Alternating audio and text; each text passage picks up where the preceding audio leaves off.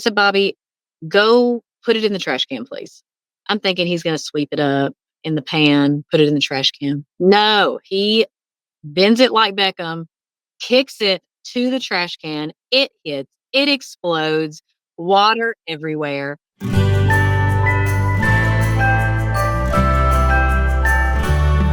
to survive the classroom. Have you ever wondered what I would say if my mother and my administrators weren't watching every single thing I do on social media?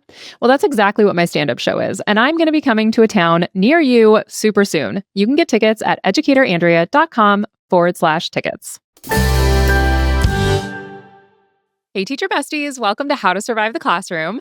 I have to so level with you guys. I feel like this is the time of year. Like, it's no longer early in the school year. We are officially hitting that point where everyone is really comfortable with each other. And so, and you also, like, all of the aspirations you had for your new school year have kind of like gone by the wayside, where you were like, I am going to grade and give feedback so quickly. I'm always going to make sure that I submit attendance on time.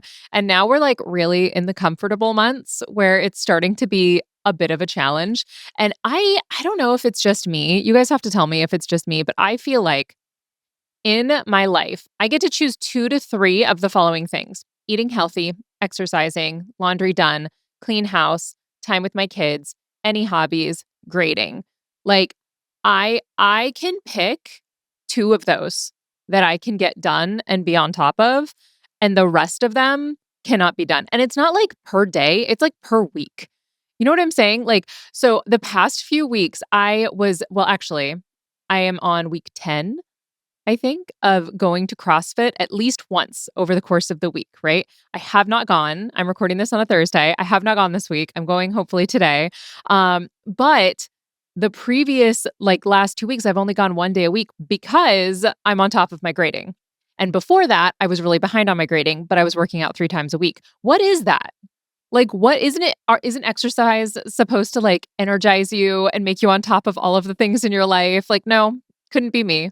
Could not be me. And then when I tried to do all of it last week, I immediately got sick and had a bit of an existential crisis. I was like 3 days into the week and was just crashing out severely.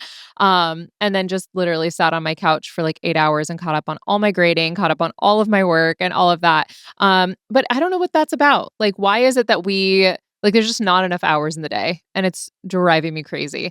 So I have to be selective with which part of my life is going to fall to pieces.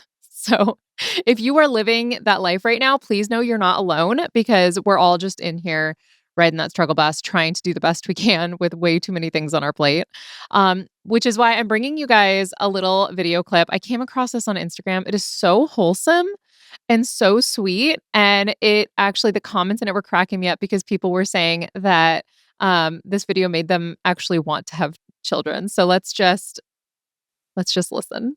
What are you doing? This is the entrance to make the cross stitch. Oh, you're cross stitching. Coop, do you have an 80-year-old soul? Can you tell me what's your soul? Like what lives in your body, like the movie Soul?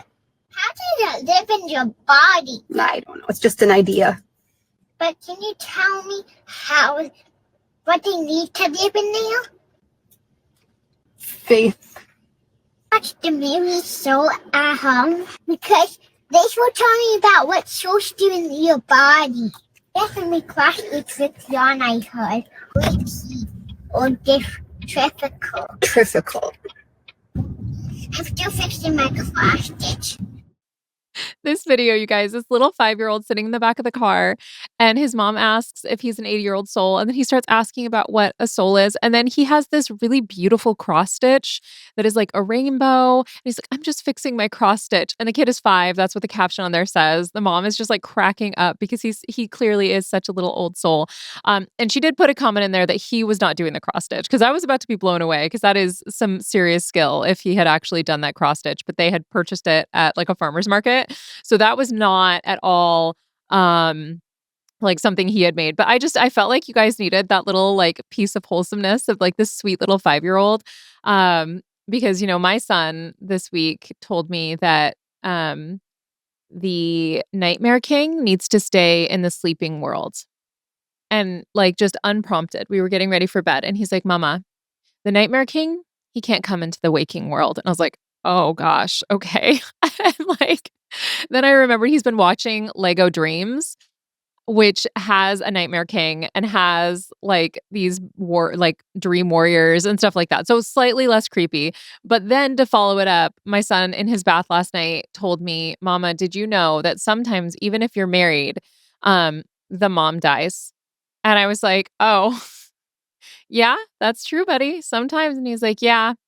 And then the daddy can get remarried."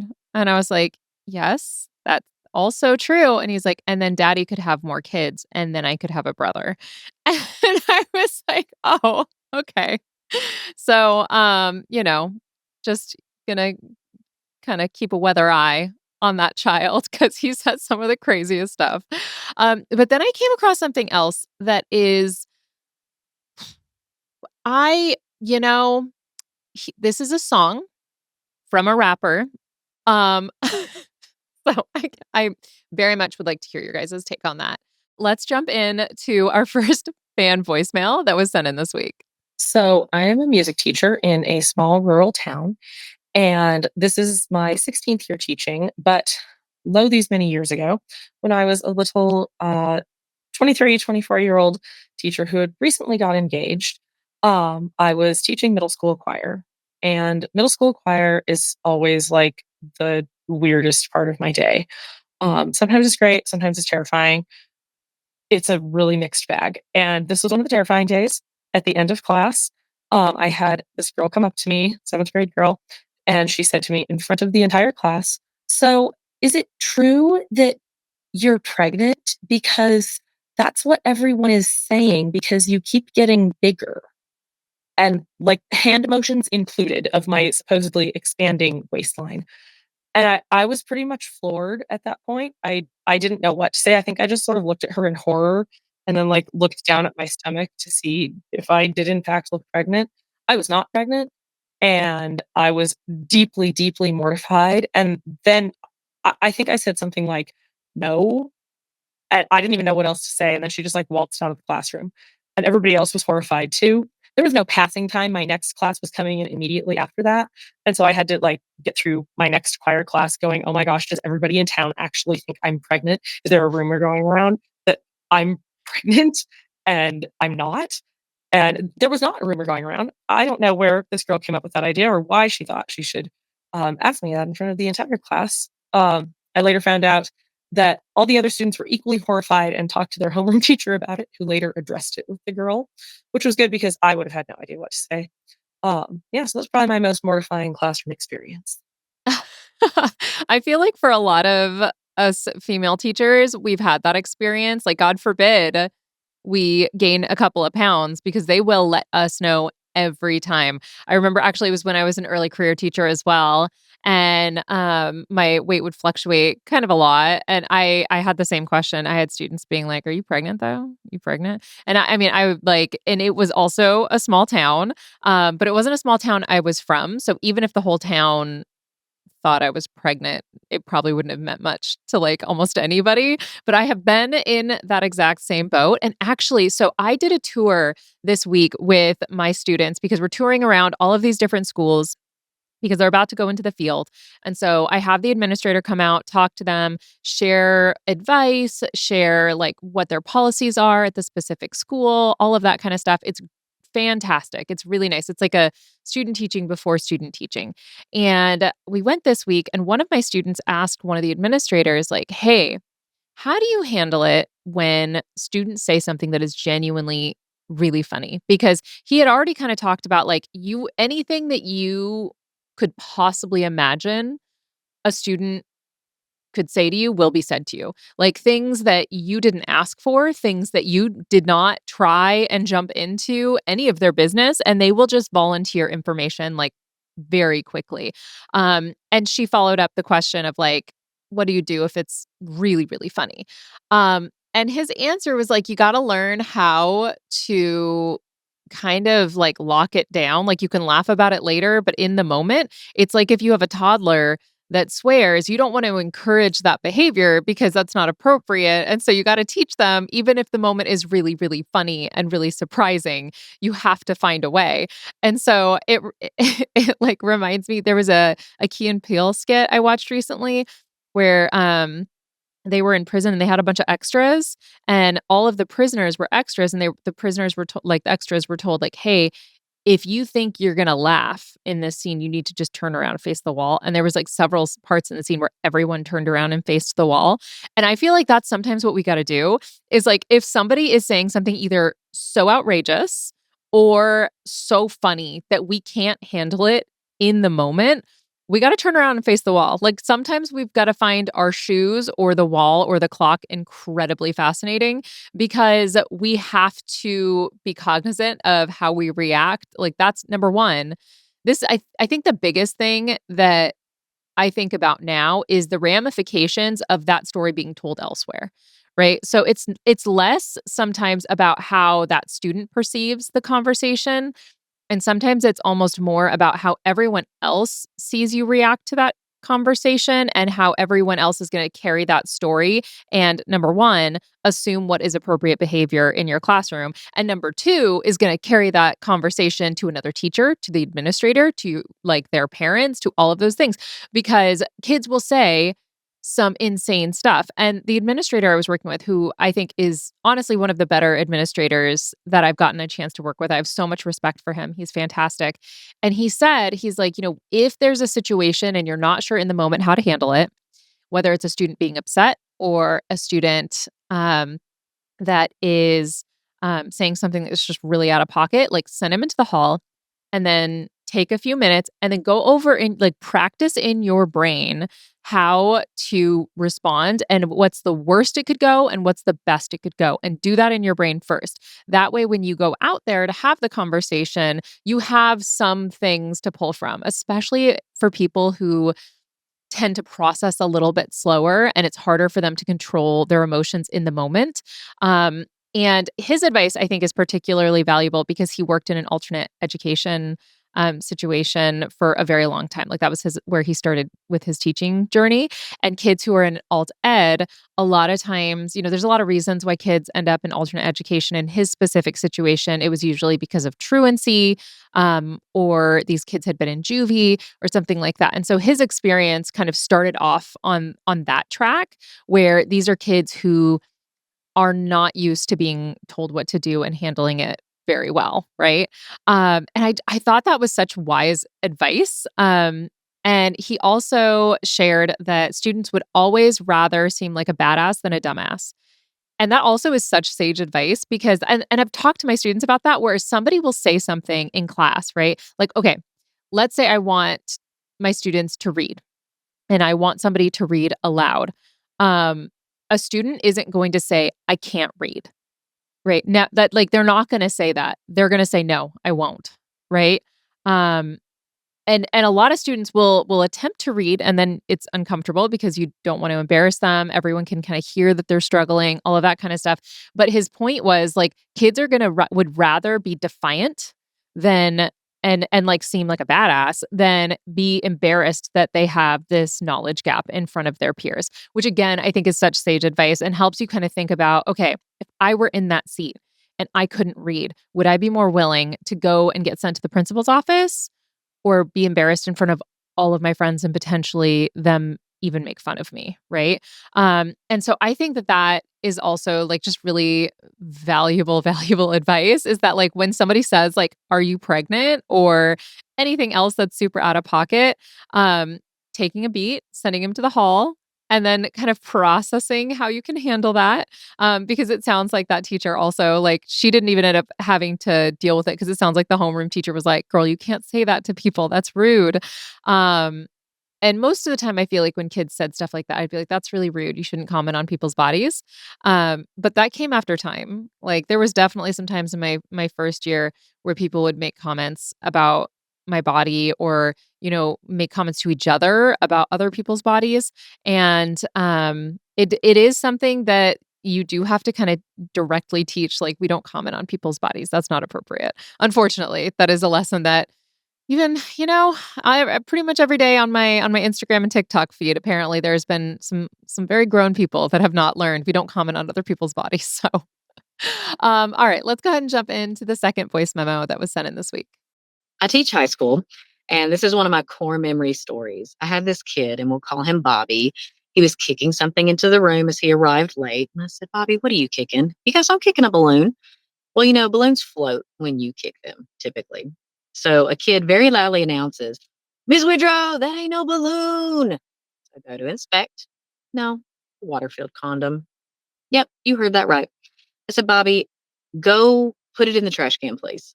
I'm thinking he's going to sweep it up in the pan, put it in the trash can. No, he bends it like Beckham, kicks it to the trash can. It hits, it explodes, water everywhere. And I'm just holding my temples at this point. I'm like, Bobby, just go clean it up. Just clean it up. He goes to clean it up. It seems like he does a diligent job. Later on in class, a girl, let's call her Lindsay, walks past the trash can, slips and falls, y'all. Slip and falls. And I'm thinking, Bobby, you did not clean it up. He's like, yes, I did, Miss Woodrow. Y'all, it was a lubricated condom. Oh, no. No, no, no, no, no, no, no, no, no.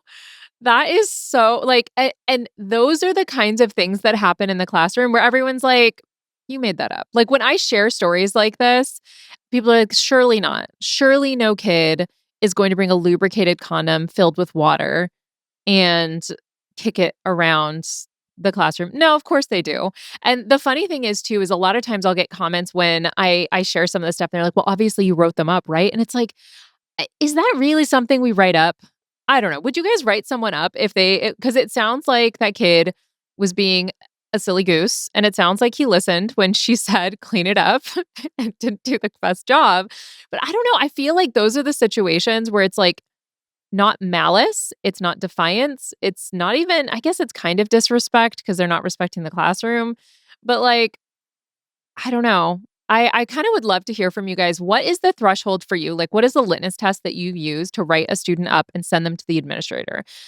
Because at the different schools I've worked at, I've had some schools where they will have you write up or want you to write up for almost everything. And I have other schools I've worked at where they don't want you to write up for anything. Like, you need to handle whatever's going on in your classroom on your own. Um, and we don't really want to hear from you, is the vibe I would get from the administrators. So I'd love to hear from you guys. Like, what does it take in order for a student to get written up in your class? Because for me, it took a lot. Mainly because where I started, the administrators basically said, like, if you are sending students down all of the time, that shows us you can't manage your class. So I'm like, okay, message received. I need to handle it in house. And it was, I think, a very big learning curve for me on how to handle it when you don't really have anything you can do. Like, you could give them rewards. People have token systems, especially in elementary. I feel like people used to do like the clips, which now is like considered very bad because then you're embarrassing the kid and they're having to move their clip and they're all doing. But like, also, if we are not going to send them to the administrator, what are we doing for classroom management to incentivize when like silly goose behavior happens like that, where it's like, okay, well, that's not like, you don't need to go to the administrator. You didn't punch someone. You're not high. You're not doing crimes. You're just being a kid whose brain isn't done cooking yet. So what like how do you handle those? I can tell you, for me, what I think I probably would do is have a hallway chat with him at some point and be like, I'm going to be emailing home and letting your mom know that you did this, and I would like notify family or notify guardians, but I don't think I would write him up. I don't think that there would be any serious consequence because I mean, it wasn't like ill intended. Does that make sense? I guess like for me, the motive for why the kid was doing whatever it was matters almost as much as the act. Like, if a kid was screwing around and roughhousing and broke a table versus like karate chopping and broke a table, that's a very different vibe to me. So I would love to hear from you guys. Like, what is your litmus test for what gets written up and what doesn't? Because there was probably some things in my day that probably should have gotten written up, but I was like, well, I don't want anyone to think I don't know how to manage my classroom, so I better not write anybody up. So On that note, I have a really exciting resource that I want to share with you guys, and I am going to share it with you right after this quick break. So we will be right back. Welcome back, teacher besties. So I was looking at when this episode drops, and it drops in early November. And there is something called International Education Week that takes place between November 17th through 21st. So if you go to britishcouncil.org, that's where the information is for it. And there's a bunch of different things that you can do. They have like the part of it for sure is looking at different ways that you can practice foreign language. So if you are a foreign language teacher, you're teaching German, you're teaching Spanish, you're teaching Italian, like French, any of those things, that I think is a really, really cool opportunity because they have a spot for schools to partner up and do projects together internationally, which I think is so freaking cool. I don't know if you guys remember back in like the 90s, those of you who are alive, we would have like pen pal programs. Did anybody else do that? Like I remember I did a pen pal program with somebody and wrote letters to like a kid who lived in Virginia for a few weeks because we were learning how to write a letter, and we were tying like letter writing with, doing like learning how to like do cursive, I think, and stuff like that. And so it was such a fun way of practicing something like that. And we connected with another school, and it just like, I feel like there's a lot of potential like safety things that would be involved with something like this. But it's britishcouncil.org. It's got a bunch of different options. It's got webinars, it's got great languages challenges. So it's got like classroom resources, international school awards, all of that kind of stuff. It has a Facebook page for those of you who are still on Facebook. So I highly recommend it just because helping kids see outside of the world that they are currently in, I think is such a huge part of what we do as teachers. It was always so important to me that not only was I giving the kids whatever the state was requiring of me to give them, but also to let them know that the world was bigger than the zip code that they were living in, especially, in schools and in areas where they maybe have never been out of the state that they grew up in or out of the county that they grew up in. And giving them an opportunity like this in the world that we live in, where if we can't get them physically to visit another place, maybe we can do something else to orchestrate them seeing the world from another point of view. And I think that's really exciting. And it also has a lot of really cool cross-curricular things that you could do, some project-based learning type things that you could do. So I highly recommend you check it out. I think it's a really exciting thing to try and coordinate with different schools across the world, and all of that. So check that out. And there's a bunch of resources that are free on there. It did say there is a thing on here that says survey of parent attitudes. So I don't know if this was just like a Google form they sent out or what, but it said 70% of parents interviewed believe their child should have more access to international opportunities through their school. I am also very curious because I think that this is primarily something that happens in the UK, where international is a lot closer than for like somebody who's living in Iowa, for example. But still, I think it's a really cool thing that we potentially could have access to. And, the world's becoming a lot smaller in a lot of ways. So check that out. See if it's something that is going to fit for you. Okay. Next, I have The Hill I'll Die On. And it's so funny because this morning I was prepping all of my notes for our episode today, and I came across this Instagram reel that I think has the energy that I like to bring to all of the hills that I die on. Can I say something mean? Yes. Yes, yes. Yes. Yes. I'm here. I'm listening. Tell me. I just like, not that I'm mean, but so the episode just went live where I talked about vaping, and people are getting real upset and getting in their vaping feelings about it. But that's not what today is about. Okay. The hill I'm going to die on, okay, is that education, in particular, the university system across the board, is wildly hypocritical. And here's why. They argue every single day that education is critical for whatever it is that someone's going to do. They like, if you talk to university presidents, all of that, they're always going to say that, whether you're getting a degree in basket weaving or you're pre-med or you're in whatever STEM, it's incredibly valuable, which is why we charge the same amount of tuition, regardless of whether or not you're pre-med or you're going to study to become a teacher, right? But when you look at the pay for professors, there is a very clear distinction in their mind on the value of a degree in medicine or in basket weaving or in teaching. And the hill I'm going to die on is that if you are going to pay professors differently based on what their expertise is in, which I don't actually even have a problem with, because if I screw up at my job, still nobody dies, versus my husband who's a PA, and if he has a bad day, he has a really bad day. Sure, that's fine. Pay professors more if they have a degree in medicine, if they have something like that. But then if you are not going to be paying professors the exact same, you should stop charging students the exact same. So if you are getting your degree in education and your projected income when you graduate is $45,000 a year, you should not be charged the same amount, because they certainly don't see it as the same value, because they're not paying the professors the same across the board. So that is the hill I'm going to die on. And I hopefully won't actually die on that hill. I work at a very cost-effective university, but working within the university system, I see these things, and it drives me crazy, because I have these students that are trying to pay their way through student teaching, and they are working really, really hard to do that. And the university and a lot of other universities are working really hard to get grants and resources to help these people pay for their education. But then I just see the very obvious, tuition and versus outcome discussion. And I think that maybe that should be part of the discussion, that if we are telling you you're only going to make 45K when you graduate, maybe our degree isn't exactly worth what we say it is. So that's the hill I'm going to die on, and hopefully don't lose my job. Don't fire me. Guys, if you have thoughts about the stuff we talked about today, or if you have a story, if a student has said something out of pocket to you, which hello, all of us have had that happen if we've been in the classroom for longer than 5 seconds, you can reach out. You can submit it on podcasterandrea.com. I also post links on my Instagram stories all the time for you to submit these stories, so you can also keep an eye out there. And if you have thoughts about what we talked about today, you can email us, andrea@human-content.com, or at Educator Andrea, or you can contact the whole Human Content Podcast family at Human Content Pods.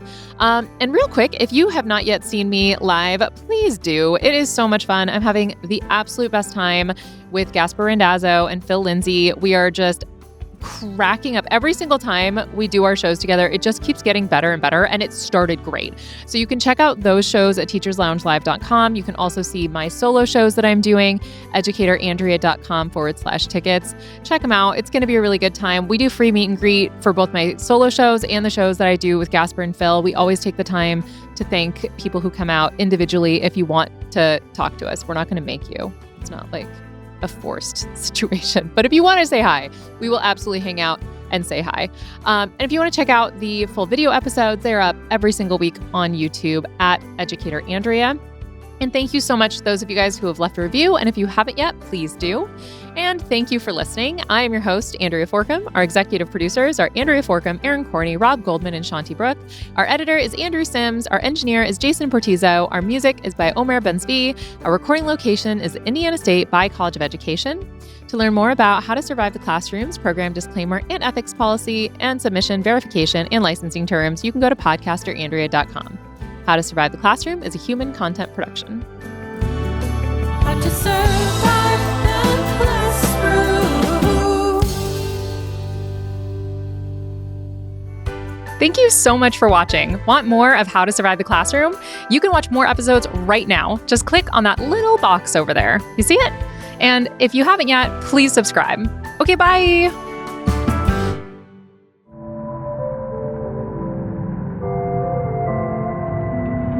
Human Content.